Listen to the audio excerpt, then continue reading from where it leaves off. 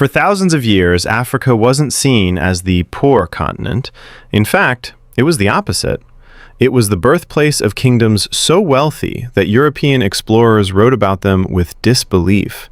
It had empires built on gold, science, trade routes, architecture, mathematics, and some of the world's earliest universities. So how did the richest land on Earth, literally sitting on minerals, oil, diamonds, and fertile soil, become home to some of the world's poorest populations? Today, we're going to uncover the truth, and it's far more complicated than people think. Africa's story doesn't begin with poverty, it begins with power.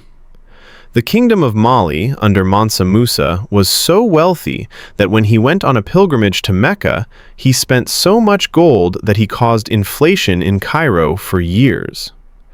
The ancient cities of Timbuktu and Alexandria were global centers of knowledge. Ethiopia fought off colonizers for centuries. The Great Zimbabwe Empire was a major trading hub. Africa wasn't struggling, it was thriving. So what happened?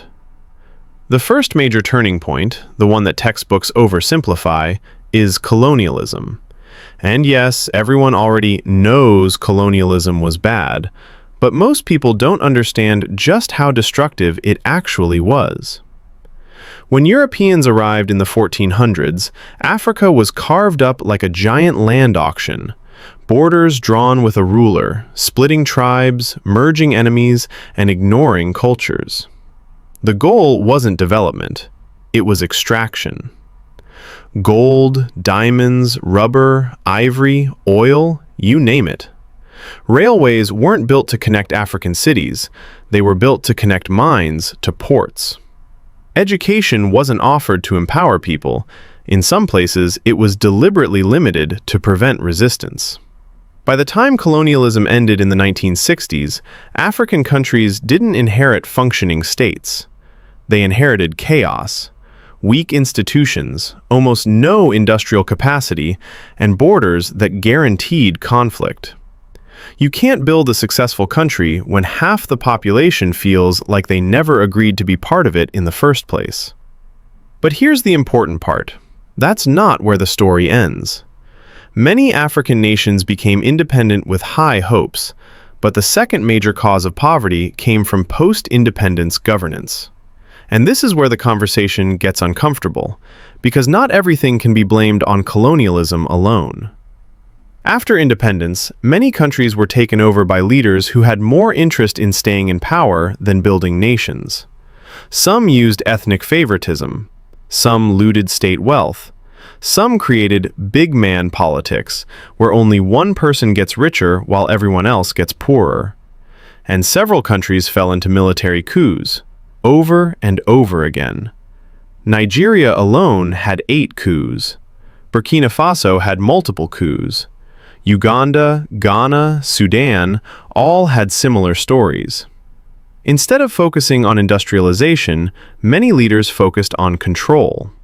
Instead of investing in education or manufacturing, money went into foreign bank accounts or weapons. This slowed everything: job creation, growth, innovation, infrastructure. A country cannot develop if the government changes every 2 years or if people are scared of tomorrow. But it wasn't just politics.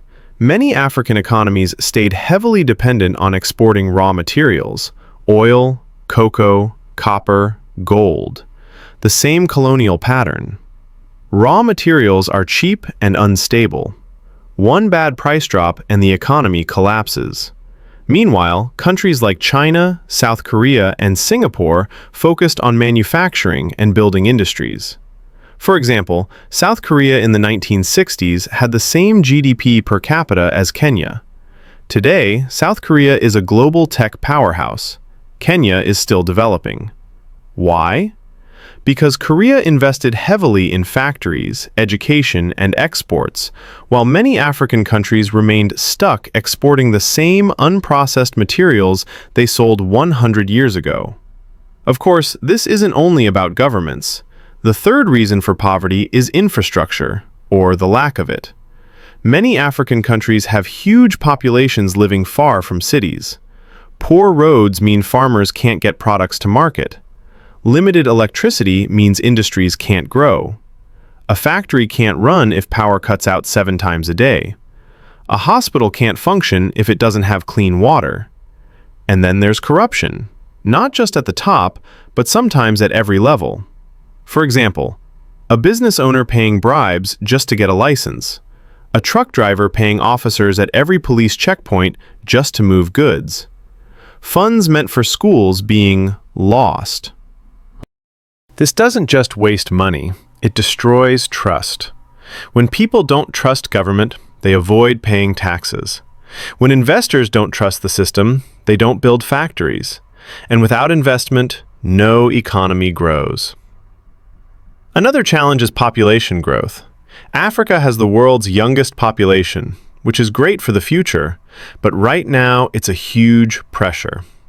Every year, millions of young Africans enter the job market, but not enough jobs are created. Even if governments build new industries, demand still outstrips supply. This creates high unemployment, leading to frustration, migration, and in some cases, instability. And then there's the challenge of conflict. From the Congo Wars, the deadliest conflict since World War II, to Boko Haram in Nigeria, to civil wars in Ethiopia, Sudan, Liberia, and Rwanda, conflict destroys decades of progress in a single year. Investors leave, schools close, infrastructure collapses. 1 year of war can erase 20 years of development. But look, this story isn't all doom. In fact, just like India, Africa is transforming fast. Rwanda is now one of the cleanest, safest, most efficient countries on the continent. Kenya is a global fintech innovator thanks to M-Pesa. Ethiopia built one of Africa's biggest airlines. Ghana is attracting manufacturing. Nigeria's film industry, Nollywood, is the second largest in the world. Senegal is becoming a tech hub. And Africa's population boom will soon become an advantage, a young workforce while Europe and China are aging. So why is Africa poor? Because of colonial extraction, political instability, corruption, weak infrastructure, overdependence on raw materials, inequality, and explosive population growth, all stacked together. But Africa is not defined by poverty. It's defined by potential. Every resource needed for a global economic powerhouse, minerals, land, youth, creativity, entrepreneurship, already exists. The question now is not, why is Africa so poor?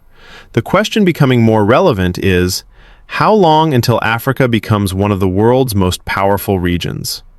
And I want to hear your view. Do you think Africa can rise like Asia did? Comment below. I read every one.